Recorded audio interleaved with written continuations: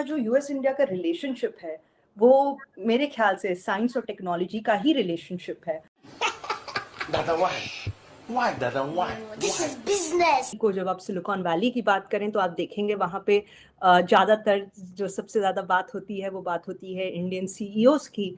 जय Hind. So friends, Bharat और America ने डिफेंस टेक्नोलॉजी कोऑपरेशन का विस्तार करने का संकल्प लिया है। अपने तेजी से बढ़ते सामरिक संबंधों के साथ तालमेल बिठाते हुए भारत और अमेरिका ने विस्तृत योजना बनाकर और मापने योग्य प्रगति करके डिफेंस टेक्नोलॉजी कोऑपरेशन को मजबूत करने का संकल्प लिया है। जी हाँ, अधिकारियों ने कहा है कि अपने तेजी से बढ़ते रणनीतिक संबंधों के साथ विशिष्ट परियोजनाओं पर औसत दर्जे की प्रगति करके डिफेंस टेक्नोलॉजी कोऑपरेशन को मजबूत करने का संकल्प लिया है। लेकिन फ्रेंड्स, इस वीडियो में यूएसए इंडिया टेक एक्सपर्ट कृति उपाध्याय ने पाकिस्तानी जर्नलिस्ट को Bharat USA defence technology digital handshake के बारे में समझा रहे हैं कि कैसे यूएसए इंडिया न्यू टेक्नोलॉजी के ऊपर काम करेंगे, आगे आएंगे। AI, artificial intelligence, semiconductor, chip manufacturing, nano technology, space science तक भी जा सकता है ये टेक्नोलॉजी। तो चलिए फ्रेंड्स, देख लेते हैं पूरा वीडियो और मजा लेते हैं। यूएस इंडिया टेक्नोलॉजी एक्सपर्ट हैं और बहुत सारा काम कर रही है इस हवाले से। तो मैंने सोचा कि बहुत सारे इंडिया और अमेरिका के जो मल्टीलैटरल अरेंजमेंट्स भी हैं, बायलैटरल अरेंजमेंट्स भी हैं, तो ज़रा उनसे समझूं कि एक कहा जाता है कि जी अमेरिका और इंडिया जो है वो एक डिजिटल हैंडशेक मिला रहे हैं और डिजिटल हैंडशेक कर रहे हैं। तो कृति, हमें ये ज़रा बताएं कि ये इतनी बड़ी ग्लोबल डिजिटल इकोनॉमी है, so where does India stand in this, ये जो डिजिटल कोऑपरेशन है, ये जो डिजिटल हैंडशेक है, आप वॉशिंगटन में बैठी हुई हैं, आप कैसे देखती हैं इंडिया और अमेरिका का जो डिजिटल कोऑपरेशन है? इस पे हमें जरा एक ओवरव्यू काइंडली हमारे व्यूअर्स को दें।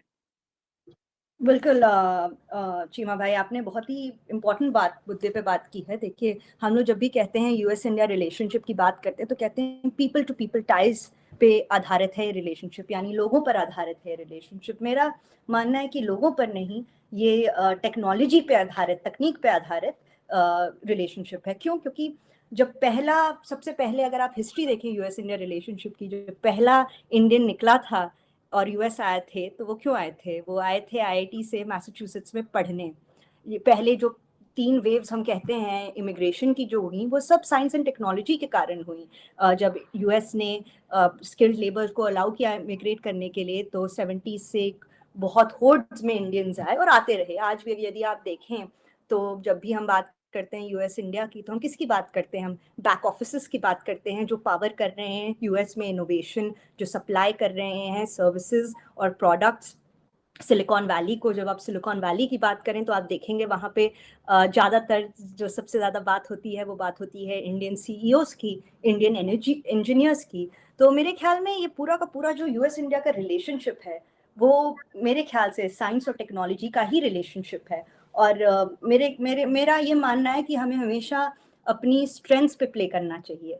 तो जो हमारी स्ट्रेंथ है, यूएस इंडिया की स्ट्रेंथ, वो टेक्नोलॉजी है और उसी पे हमें फोकस करना चाहिए। अब दरअसल बात क्या हुई कि जो भी US India technology relationship evolve हुआ है, वो पूरा का पूरा लोगों से ही या इंडस्ट्री से इवॉल्व हुआ है। गवर्नमेंट का उसमें इन्वॉल्वमेंट कम ही रहा है। तो आप ये सोचिए, यदि दोनों गवर्नमेंट जो है डिजिटल हैंडशेक करती हैं, दोनों एक तरीके से शेपर्ड करती हैं इस रिलेशनशिप को, तो आप जहां हैं उससे भी कहीं आगे आप कैटapult कर सकते हैं। तो मेरा यही मानना है कि बस अब पीपल टू पीपल नहीं, इसे अब एक गवर्नमेंट ब्लेसिंग भी देनी होगी और इसीलिए डिजिटल हैंडशेक बहुत इंपॉर्टेंट है, क्योंकि पोटेंशियल भी बहुत है। लेकिन जैसे हमारे व्यूअर्स और सब जानते हैं कि इस समय डिजिटल प्रॉब्लम्स भी काफ़ी हैं, चाहे वो डेटा लिक्वलाइजेशन में हम दोनों के अंतर्मत हो या फिर डिजिटल इकोनॉमी को हम दोनों कैसे सोचते हैं उसमें अंतर्मत हो। तो कई चीज़ें हैं इसमें। बिल्कुल ठीक है। अच्छा कृति, हमें ये बताएँ कि अभी रिसेंटली हमें इस चीज़ का भी पता चला कि इंडो पैसिफिक इकोनॉमिक फ्रेमवर्क भी बना। फ्रेमवर्क्स तो बहुत ज़्यादा हैं अमेरिका के और इंडिया के।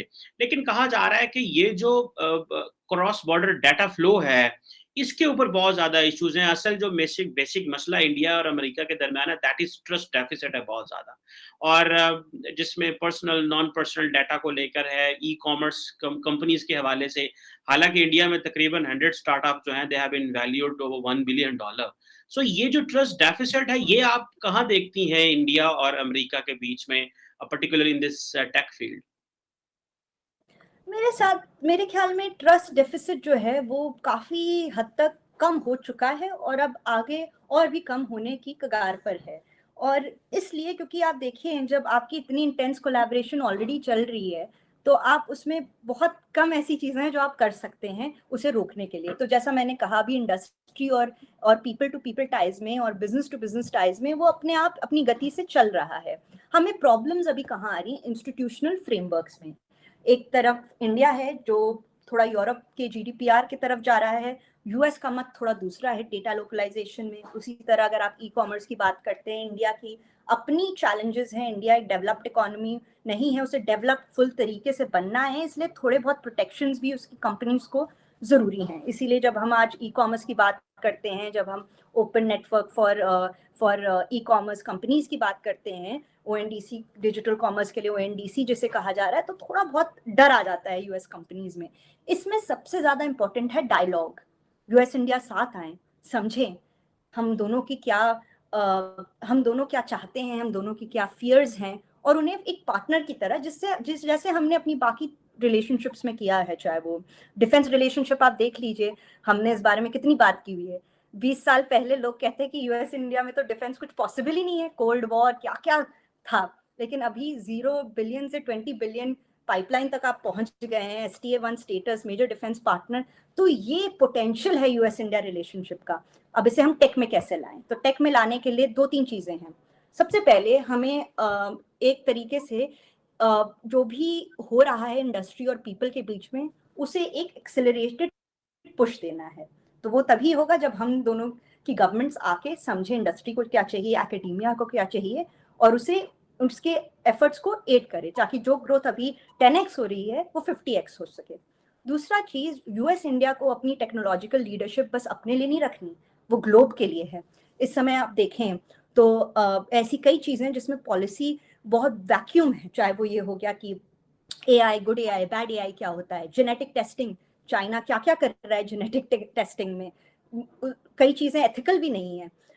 साइबर सिक्योरिटी फ्रेमवर्क्स, क्या चीज एस्केलेशन दे सकती है, क्या एस्केलेशन नहीं दे सकती, साइबर अटैक्स में लाइक माइंडेड वेस्टर्न पार्टनर्स का, अलाइड कंट्रीज का क्या रिस्पॉन्स होना चाहिए।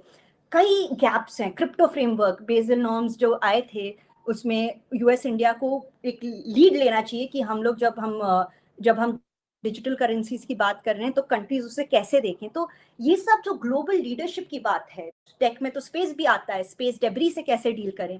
तो एक बहुत बड़ा वैक्यूम है जिसमें यदि यूएस इंडिया और लाइक माइंडेड पार्टनर्स नहीं आएंगे तो बाकी लोग फ्रेमवर्क्स करने लगेंगे, और इसमें तो मतलब first person advantage is always important. तीसरी चीज है, हमें एक डेडिकेटेड प्लेटफॉर्म चाहिए जहां पे हमारे जो छोटे मोटे चैलेंजेस हैं, जो कि बहुत बड़े नहीं हैं, बात यह है कि कोई उसके बारे में ठीक तरीके से बात नहीं कर रहा और सॉल्व नहीं कर रहा, उससे जल्दी से हम सॉल्व करें। अब आप देख लीजिए इक्वलाइजेशन लेवी कितना बड़ा प्रॉब्लम था, लेकिन करते करते सॉल्व ही हो गया ना। उसी तरह डेटा लोकलाइजेशन, आईपीआर, कई चीजें जो हैं वो डायलॉग से सॉल्व हो सकती हैं। बस हमें एक प्लेटफॉर्म चाहिए जहां पे हम आके अपने मतभेदों को अच्छी तरह से बात कर सकें। बिल्कुल ठीक है। अच्छा कृति, रिसेंटली एक यूएस इंडिया इनिशिएटिव आया था on critical and emerging technologies के ऊपर, जिसमें बेसिकली ये बात चली कि जो क्रिटिकल टेक्नोलॉजी सप्लाई चेन है उस पे काफ़ी ज़्यादा जो है वो भरोसा भी किया जा रहा है, काफ़ी ज़्यादा काम भी किया जा रहा है। लार्जली जब इंडिया और अमेरिका का ये जो क्रिटिकल टेक्नोलॉजी सप्लाई चेन है, इसमें आप क्या समझते हैं, इंडिया की कितनी रिलायंस है अमेरिका के ऊपर, और ये किस तरह का जो कोऑपरेशन है इंडिया और अमेरिका का हो सकता है? और ये काइंडली अगर हमारे व्यूअर्स को ये ज़रा बताएं कि ये क्रिटिकल एंड इमर्जिंग टेक्नोलॉजीज जो हैं, what does this largely mean for, और ये इसमें ये किस तरह का जो रिलेशनशिप अभी इमर्ज हो रहा है?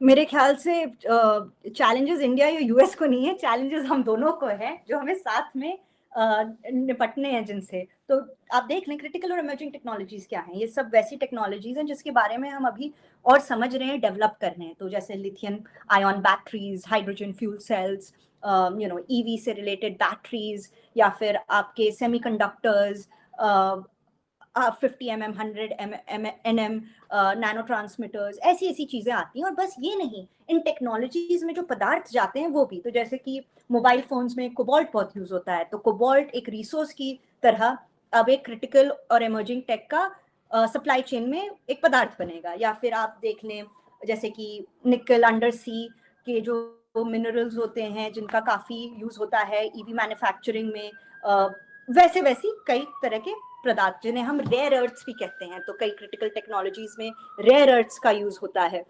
अब क्या मामला क्या हुआ है कि ज़्यादातर चीज़ें जो हैं ये चाइना से या ऐसी जगहों से आ रही हैं जहाँ पे एक एक तरीके का डिपेंडेंसी बन गया है यूएस, इंडिया और हमारे लाइक माइंडेड पार्टनर्स का। और बहुत सारी मिनरल्स और रिसोर्सेज जो हैं वो अफ्रीका से भी आती हैं। आपको तो पता ही होगा, अफ्रीका बहुत बड़ा रिसोर्स बेड है, वहाँ पे भी चाइना ने बहुत इनरोड्स कर दी हैं। तो यूएस और इंडिया के लिए सबसे बड़ा चैलेंज है ये जो रिसोर्सेज हैं, जो मिनरल्स हैं, टेक्नोलॉजी से भी पहले, क्योंकि टेक्नोलॉजी में तो यूएस इंडिया की हमें कोई बात ही नहीं कर सकता। Indian engineers, US investment and innovation, it's the biggest marriage of the minds that can work wonders for not just US and India but global leadership and technology innovation. लेकिन हमें दिक्कत कहाँ पड़ेगी? हमें दिक्कत पड़ेगी सप्लाई चेन में, और उसमें हमें सेल्फ रिलायंट बनना